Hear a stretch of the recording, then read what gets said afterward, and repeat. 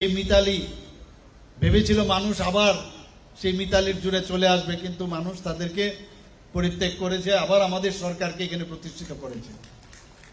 আপনারা দেখতে পেয়েছেন ভারতবর্ষে এখন যতগুলো নির্বাচন হচ্ছে, সব নির্বাচনে একের পরে এই তথাকথিত কমিউনিস্ট এবং কংগ্রেস আস্তে আস্তে অবলুপ্তির পথে।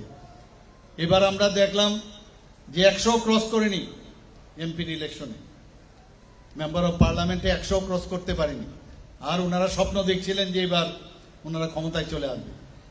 আর কমিউনিস্টদের কথা বলতে লাভই নেই, ওরা নোটার সাথে কম্পিটিশন করছে এখন। তো সেই জায়গায় দাঁড়িয়ে এখন আমরা মানে এটা কিন্তু এরকম না, আমরা পরীক্ষা দিচ্ছি সারা বছর যে আমরা কাজ করি, যখন পরীক্ষা দিতে যাই পরীক্ষার রেজাল্ট থেকে বোঝা যায় মানুষ আমাদের উপর কতটুকু আস্থা আছে।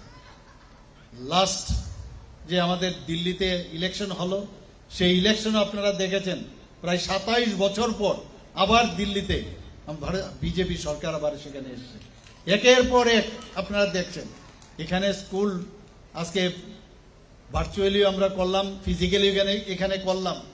আমাদের ভবিষ্যৎ যে প্রজন্ম, আমাদের ছেলে মেয়েদের, তাদের জন্য একটা ইনফ্রাস্ট্রাকচার ডেভেলপ করা খুব প্রয়োজন, এবং ইনফ্রাস্ট্রাকচারের সাথে সাথে গুণগত যে শিক্ষা তা করার জন্য আমরা চেষ্টা চালাচ্ছি। আমরা 10,323 আমরা জানি একটা বিরাট একটা গ্যাপ হয়ে গেছে, স্টুডেন্টসদের একটু অসুবিধা হচ্ছে কারণ টিচারদের খামতি হয়ে গেছে। আমরা এখন বিভিন্নভাবে যে টিচার্স রিক্রুটমেন্ট বোর্ড তাদের মাধ্যমে আমরা চেষ্টা করছি কিভাবে এই এত বড় একটা গ্যাপ কিভাবে ফিল আপ করা যায়, সেই কাজটা আমরা করছি। আমরা একটাই কাজ, সেটা হচ্ছে উন্নয়ন। উন্নয়ন ছাড়া কিচ্ছু হবে না, এবং যেখানে উন্নয়নের বিষয় দাঁড়ায় সেখানে কিন্তু শান্তি শৃঙ্খলারও প্রশ্ন দাঁড়ায়। ত্রিপুরা এখন সর্বভারতীয় স্তরে 28টা রাজ্যের মধ্যে নিচের দিক থেকে 3 নম্বরে ল অ্যান্ড অর্ডার সিচুয়েশনে। যেখানে শান্তি আছে, মানুষ বাইরের থেকে আসছে, এখন এখানে ইনভেস্টররা আসছে, ইনভেস্ট করার জন্য তৈরি হয়েছে। আগে খোয়াইয়ে মানে আমরা আসতাম, খোয়াই ডিস্ট্রিক্টে চারিদিকে খুন সন্ত্রাসের রাজনীতি আমরা দেখেছি। আমার এখানে কল্যাণপুরের এমএলএ পিনাকি বাবু বলেছেন যে কি অবস্থা ছিল আগে, আর আজকে সব জায়গার মধ্যে শান্তি। এবং বারবার একটাই যে শান্তি যেভাবেই হোক আমাদের জাতি জনজাতি, রঞ্জিত বাবু বলেছেন যে স্কুল আজকে ওনার এখানে উদ্বোধন হলো, সেখানে বাঙালি এবং জনজাতি সবাই মিলেই স্কুলে ভর্তি হয়, এখানেও ভর্তি হয়েছে, এখানেও থাকবে। আমাদের মধ্যে একটা বিভেদ সৃষ্টি করে এতদিন ধরে যারা রাজনীতি করে এসছে, যাদের রাজনীতির ব্যবসা এতদিন ধরে আমরা দেখেছি, সেই ব্যবসা ওনারা করেছেন। কিন্তু বিপদ, ওনাদের অস্তিত্বের সংকট, তো নানাভাবে চেষ্টা করে নানাভাবে বিভিন্ন ফন্দি মাঝে মাঝে ওনারা তৈরি করেন, কিন্তু সেগুলো মানুষ সেগুলোকে গ্রহণ করে না। খুব চিন্তায় পড়ে গেছেন কি হবে আগামী দিন। তো বাধ্য হয়ে একজন আরেকজনের কাঁধে ভর করে এখন চেষ্টা করছে আগামী দিন কি করা যাবে। আমরা 1977-78 এর ঘটনা যদি আমরা জানি, সেখানে একই অবস্থা, সেই থেকে শুরু হয়েছে তাদের মধ্যে মিতালি। আগে আন্ডার টেবিল ছিল, লুকিয়ে লুকিয়ে। এবার যেটা আমরা দেখলাম 2023-এ একটা অস্থিরতা তৈরি করার জন্য ওনারা একদম ওপেন, ওনারা একজন আরেকজনের সাথে হাত মিলিয়েছে, এবং সেই হাত যে মিলিয়েছে নিজেদের 2-3 জন লোকের তাদের ভেস্টেড ইন্টারেস্টের কারণে এই কাজটা করেছে। আমি বিধানসভার মধ্যে ওনাদেরকে আমি জিজ্ঞেস করেছিলাম, যারা এতদিন ধরে আপনাদের যে খুন সন্ত্রাস করেছে তাদের সাথে আপনারা হাত মিলিয়েছেন, উপরে গিয়ে কি জবাব দেবেন? মাথা হেড করে নিচে বসেছিল, ওরা উত্তর দিতে পারেনি। আমরা নকশাল পিরিয়ডে 1970 আমরা দেখেছি এই কমিউনিস্টদের আরেকটা ভার্সন নকশাল, একই কায়দায় ওরা কে বলতো, leave the schools and colleges and do red revolution. অদ্ভুত কি অবস্থা, কত লোক কত স্টুডেন্টের জীবন বাতিল হয়ে গেছে। আর কি বলতো, without people's army people's have nothing. গণফৌজনা না থাকলে জনগণের আর কিছুই থাকবে না। অদ্ভুত অদ্ভুত স্লোগান দিত। আমাদের চেয়ারম্যান, চীনের চেয়ারম্যান আমাদের চেয়ারম্যান, আমাদের দেশে থাকবে, আমাদের খাবে, সব করবে, এইভাবে মগজ ধুলাই করে কত ছেলের জীবন নষ্ট করেছে। Political strength grows from a barrel of a gun, বন্দুকের নল থেকে নাকি রাজনৈতিক শক্তি উৎস। অদ্ভুত সব স্লোগান। আজকে এখানে সুন্দর করে আমরা এতগুলো ইনফ্রাস্ট্রাকচার আমরা ডেভেলপ করলাম, 70 সনে যদি হতো তো এখানে বোমা ফেলতো আর বলতো কাগজে বোমা। এই তো ছিল। সমস্ত জায়গায় অস্থিরতা, খুন, সন্ত্রাস এবং উচ্ছৃঙ্খলতা। সেই পার্টিগুলোর এখন মানুষ বুঝে গেছে তাদের দিয়ে এই দেশ চলবে না। 2014 আগে এমন একটা অবস্থা হয়েছিল যে এই দেশ থাকবে কি থাকবে না এরকম একটা চিন্তা হয়েছিল। আমাদের পার্লামেন্টের মধ্যে পাকিস্তানের টেররিস্টরা এসে আঘাত করেছে। মুম্বাইয়ের ঘটনা আমরা জানি, আমরা নর্থ ইস্টের ঘটনা আমরা জানি। কখন যে নর্থ ইস্টের গুয়াহাটিতে গেলে কখন যে বোম ব্লাস্ট হবে কেউ জানে না। সেই জায়গায় প্রধানমন্ত্রী নরেন্দ্র মোদীজি 2014-তে যখন আসলো, উনি এই দেশটাকে রক্ষা করেছেন। আজকে আমরা বেঁচে গেছি।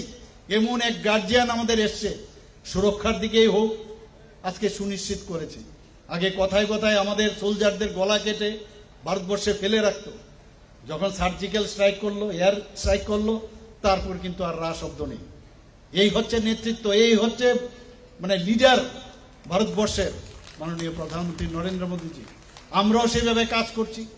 আজকে স্কুল হোক, রাস্তাঘাটে হোক, সব দিকে আমরা ডেভেলপমেন্ট ডেভেলপমেন্ট ডেভেলপমেন্ট, তাছাড়া কোনো চিন্তা নেই। সাধারণ মানুষের কিভাবে আমরা তাদের আত্মসম্মান, তাদের সোশিও ইকোনমিক্যাল স্ট্যাটাস কিভাবে বাড়াবে সেইভাবে আমরা কাজ করছি। আমরা আজকে স্কুলগুলো আমরা বিভিন্নভাবে চেষ্টা করছি কিভাবে আধুনিক পদ্ধতিতে স্মার্ট ক্লাস এখানে তৈরি হয়েছে। স্মার্ট ক্লাসের সংজ্ঞা আগের যারা চালিয়েছেন তাদের কাছে স্মার্ট ক্লাস সম্পর্কে কোনো আইডিয়াই ছিল না। ভাঙা বেঞ্চি, ভাঙা টেবিল, আমরা স্বাস্থ্য দপ্তরে আমি দেখেছি ভাঙা টেবিল, ওপিডিতে বসতাম ভাঙা টেবিল, হাতল ভাঙা, আর মনে হতো এটাই বুঝি জীবন, এইভাবেই আমাদের চলবে। আমরা এখন টিঙ্কারিং ল্যাব বানাচ্ছি স্কুলে, ইনোভেটিভ আইডিয়া সমস্ত 3Dর মাধ্যমে আমরা ছেলে মেয়েদের পড়াশোনার ব্যবস্থা করছি এখানে। এই হচ্ছে আমাদের বর্তমান সরকার।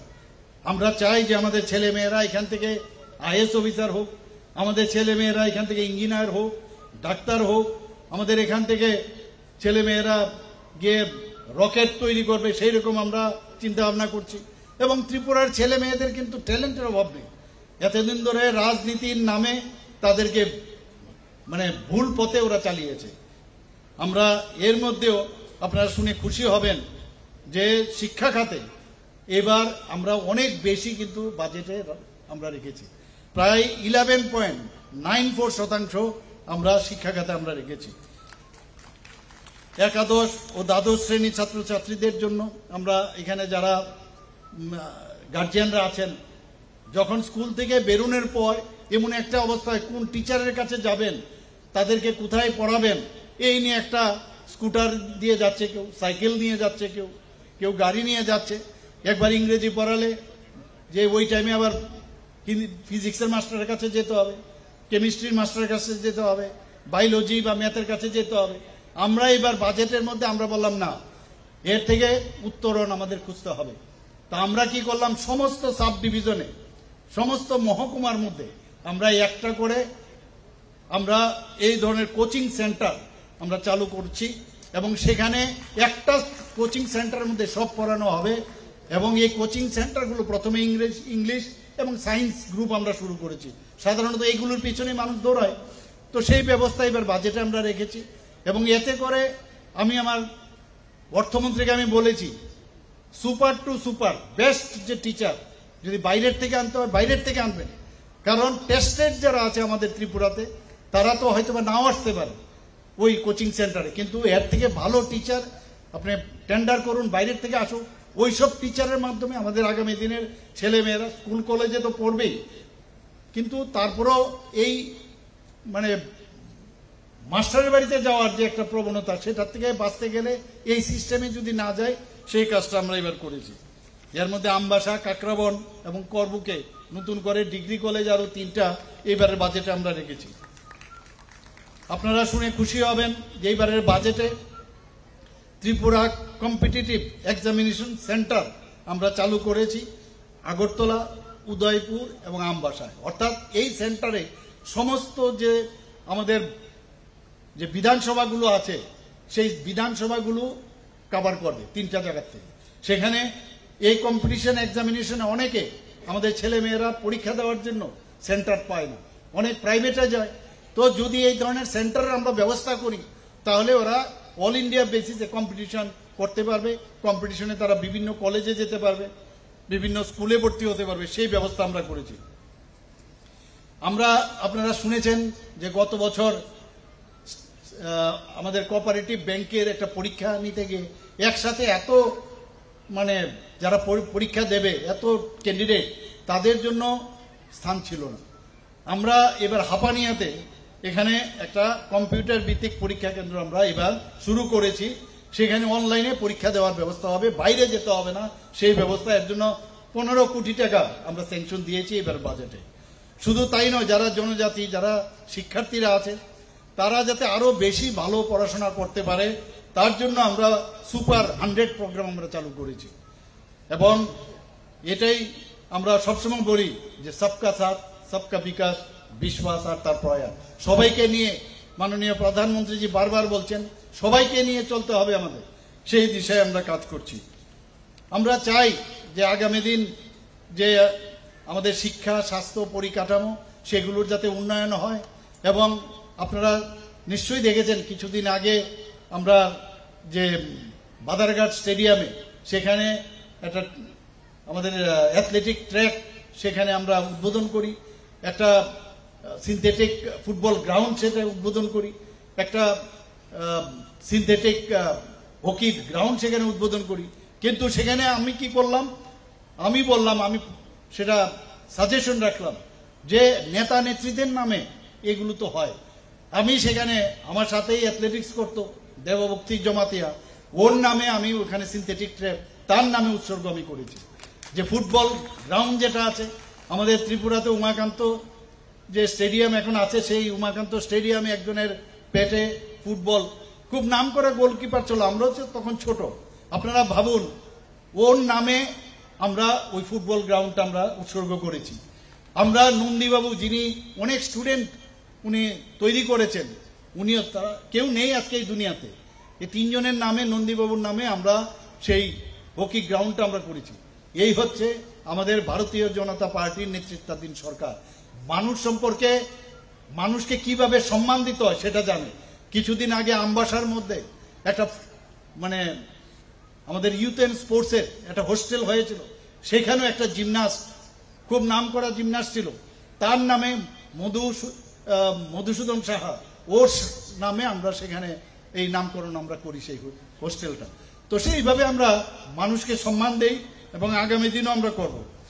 এবং এতে করে আপনারা ভাবুন, যখন কেউ ভাবিনি যে এইভাবে সম্মান দেওয়া আমরা দেব, ওনাদের ফ্যামিলিকে যখন আমরা খবর দিলাম, ওরা স্টেজে উঠে এত ভাবুক হয়ে গেছে যে কথাই বলতে পারছিল না, যে আমরা জীবনও ভাবতে পারিনি যে এত বছর পরে আমাদের কেউ ডাকবে এবং ওদেরকে সারা জীবন নেক্সট জেনারেশন তাদের কথা স্মরণ রাখবে। মানে স্টেজে উঠে তাদের মানসিক অবস্থাটা আপনার চিন্তা করুন। সেইভাবে আমরা কাজ করছি। বন্ধুগণ, খোয়াই জেলার আমি এখন একটা একটা করে লিস্ট আপনাদের সামনে আমি রাখবো। আপনাদের আরসিঘাটের মাননীয় বিধায়ক এবং আপনাদের এই এলাকার বিধায়ক আমার পেছনেই সারাক্ষণ থাকে, আমার এই কাজটা হয়নি, এই কাজটা হয়নি, আবার এই কাজটা দিতে হবে। তো আমি আজকে ওনাদেরকে, কারণ আমি জানি এগুলো করার পর আবার বলবে যে এটা হয়নি, আমি কি পেলাম। তো আপনাদের হয়ে ওনারা সবসময় আমার পেছনেই লেগে থাকেন। খোয়াইয়ে কেন্দ্রের প্রকল্প, ভারত সরকারের সড়ক পরিবহন ও হাইওয়ে মন্ত্রকের অধীনে খোয়াই জেলায়, খোয়াই থেকে তেলিয়ামুড়া পর্যন্ত যে 26 কিলোমিটার ন্যাশনাল হাইওয়ে, আমি আসার সময় আমি সেটাই দেখছিলাম কিভাবে কাজ করছে। ভাবাই যায় না এত সুন্দর রাস্তা, আপনি মানে এত ভালো লাগছে এখানে। মুঙ্গিয়াকামি থেকে চম্পকনগর পর্যন্ত NH-08 সেটা 4 লেনে প্রশস্তীকরণের কাজ শুরু হয়ে গেছে। রাজ্য সরকারের যে প্রকল্প সেগুলো, তেলিয়ামুড়া জেলা পরিবহন কার্যালয়ের ভিত্তিপ্রস্তর স্থাপন করা হয়েছে গত 12 ফেব্রুয়ারি 2025-এ। খোয়াই পুরান বাজারে পার্কিং কমপ্লেক্স উদ্বোধন করা হয়। গত 12ই ফেব্রুয়ারি 2025। আজকেও এখানে মোটর স্ট্যান্ড আমরা উদ্বোধন করে এসেছি তেলিয়ামুড়াতে, সেখানেও স্কুলের উদ্বোধন করে এসেছি, এবং খোয়াই পুরান বাজারে পার্কিং কমপ্লেক্সে আমরা উদ্বোধন করি 12ই ফেব্রুয়ারি 2025। খোয়াই সরকারি উচ্চতর মাধ্যমিক যে স্কুল আছে সেখানে সিনথেটিক টার্ফ ফুটবল গ্রাউন্ড, তারও উদ্বোধন আমরা করি 4ই অক্টোবর 2024। বন্ধুগণ, খোয়াই সরকারি ইংরেজি মাধ্যম দ্বাদশ শ্রেণী বিদ্যালয়ের যে নবনির্মিত ভবন, সেটাও উদ্বোধন করেছি আমরা 4ই অক্টোবর 2024। বলবো আরো, খোয়াইয়ের সিঙ্গিছড়ায় যে শরৎচন্দ্র দ্বাদশ শ্রেণী বিদ্যালয়, সেটার উদ্বোধন করা হয়েছে। তুলাশেখর ব্লকের আসারামবাড়ির উচ্চতর মাধ্যমিক বিদ্যালয়ের ক্লাসরুম, ল্যাবরেটরি, সেগুলো নির্মাণ করা হয়েছে। এতে ব্যয় হয়েছে প্রায় 86 লক্ষ টাকা। খোয়াইয়ের ডিস্ট্রিক্ট পঞ্চায়েত রিসোর্স সেন্টার নির্মাণ করা হয়েছে। রামদয়াল ঠাকুরপাড়াতে হোস্টেল বিল্ডিং নির্মাণ করা হয়েছে। তেলিয়ামুড়া পুর পরিষদের উদ্যোগে নেতাজি নগর সে ওয়ার্ড নাম্বার 8-এ বৈদ্যুতিক চুল্লি বসানো সহ নতুন শ্মশানঘাট নির্মাণ করা হয়েছে। এতে করে 1,18,00,000 টাকা দেওয়া হয়েছে। বর্জ্য ব্যবস্থাপনার জন্য তেলিয়ামুড়া পুর পরিষদের যে টার্সিয়ারি ওয়েস্ট ম্যানেজমেন্ট প্ল্যান, সেটা বসানো হয়েছে, তাতেও প্রায় 1,50,00,000 টাকা ব্যয় হয়েছে। আর এখনো যেসব কাজ চলছে, জেলা শাসক ও সমাহর্তার সরকারি আবাস নির্মাণের কাজ চলছে। খোয়াই মহকুমা শাসকের সরকারি আবাস নির্মাণের কাজ চলছে। বেহালাবাড়ির এইচএস স্কুলে 50 শয্যা বিশিষ্ট জনজাতি ছাত্রীদের হোস্টেল নির্মাণের কাজ চলছে। অতিরিক্ত জেলা শাসক ও সমাহর্তার সরকারি আবাস নির্মাণের কাজ চলছে। 2 কোটি টাকা ব্যয়ে integrated public health laboratory Khowai জেলা হাসপাতাল গড়ে তোলা হচ্ছে। তুলাশেখর যে পিএসসি আছে, ব্লক পাবলিক হেলথ ইউনিট, সেটা গড়ে তোলা হচ্ছে। জেলা শাসক অফিস সংলগ্ন সার্কিট হাউস নির্মাণ করা হচ্ছে।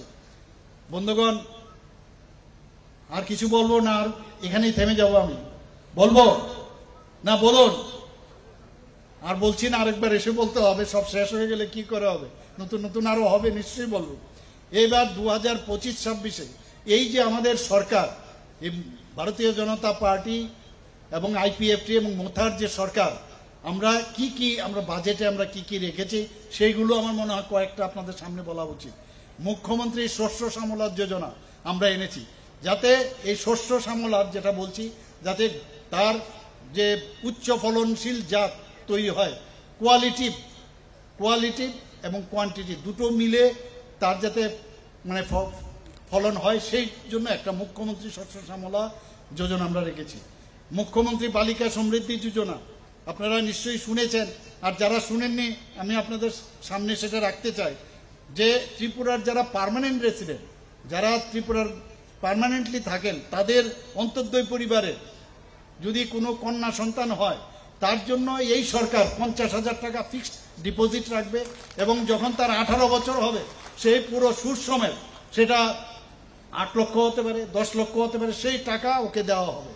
তাতে করে কি হবে, সেই টাকা তার আগামী দিনে পড়াশোনার কাজে আসবে, এবং বা বিয়ের যদি বিষয় দাঁড়ায়, সেখানে বিয়ের জন্য সেই খরচ করা হবে।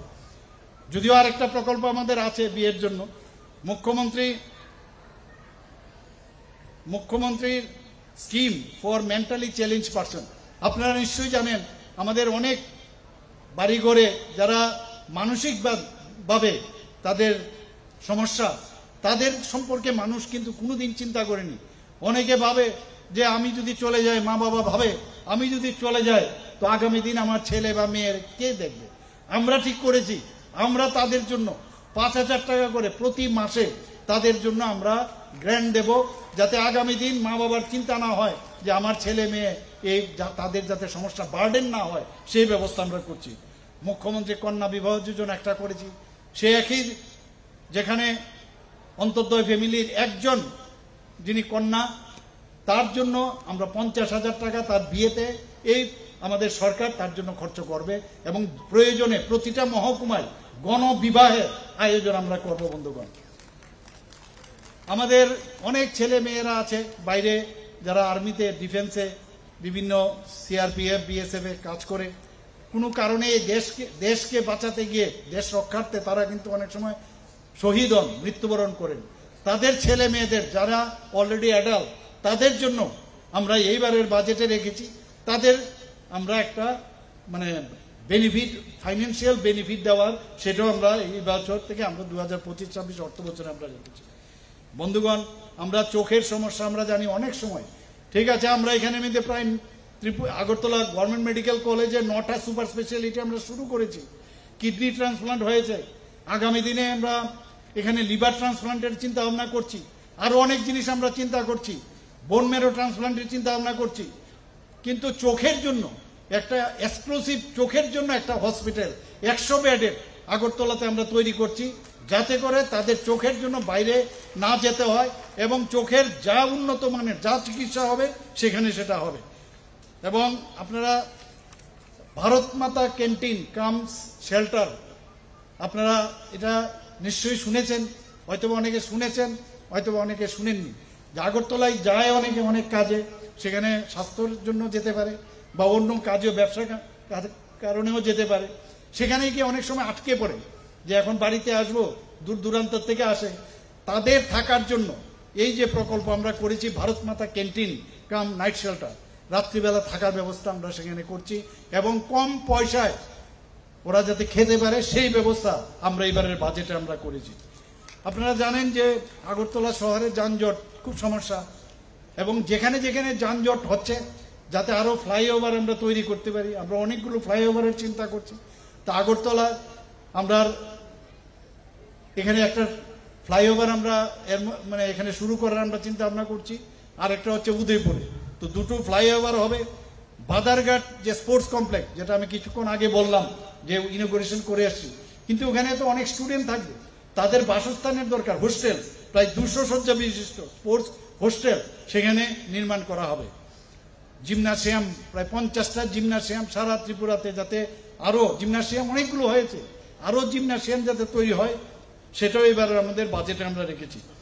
আগরতলা ভুলাগিরি আশ্রমের যে উল্টো সাইডে বিরাট একটা জায়গা আছে, সেখানে আমরা আন্তর্জাতিক মানের ইন্টারন্যাশনাল যে স্ট্যান্ডার্ড সুইমিং পুল, প্রাকৃতিক ফুটবল মাঠ, মাল্টি পারপাস স্পোর্টস হল, সেটার আমরা এই বাজেটে আমরা রেখেছি। এখানে চিফ মিনিস্টার রাবার মিশনের আওতায় আমরা 3টে 100 শয্যা বিশিষ্ট জনজাতি হোস্টেল আমরা স্থাপন করব, 50 শয্যা বিশিষ্ট 7টি এসটি হোস্টেল আমরা নির্মাণ করব।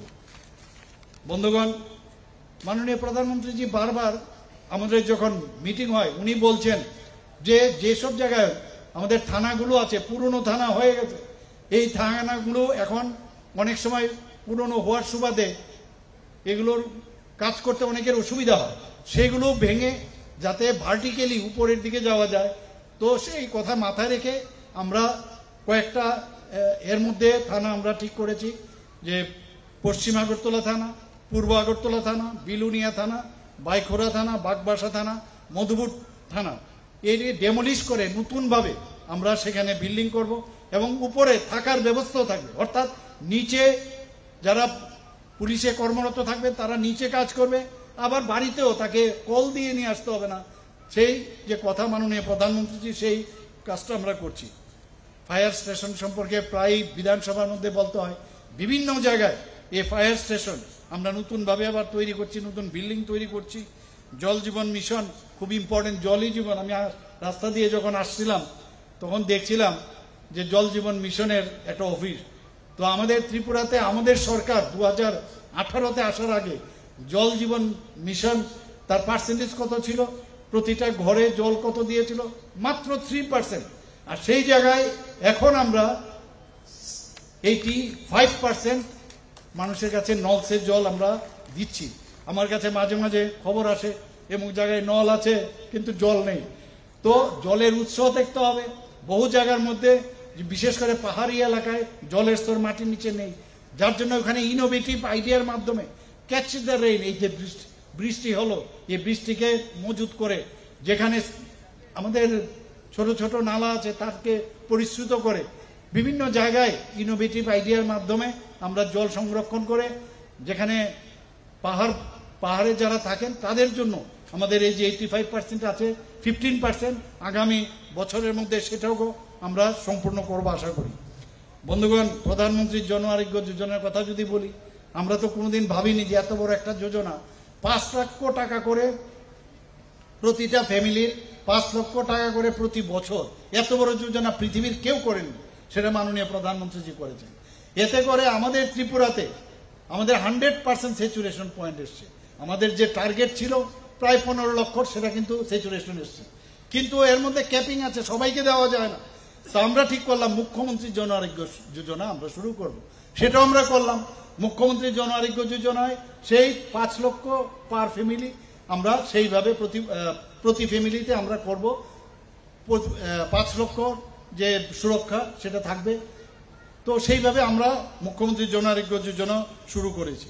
এখন পর্যন্ত প্রধানমন্ত্রী জন আরোগ্য যোজনায় যে 222 কোটি টাকা এখন পর্যন্ত দেওয়া হয়েছে বন্ধুগণ। আমাদের PM সূর্যঘর মুফত বিজলি যোজনা, সেটাও এখানে শুরু হয়েছে, খুবই ভালো এই যোজনা।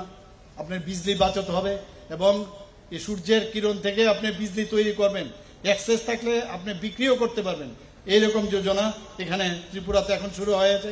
প্রায় 12,000-এর উপরে, প্রায় 13,000-এর মতো অলরেডি রেজিস্ট্রেশন করেছে।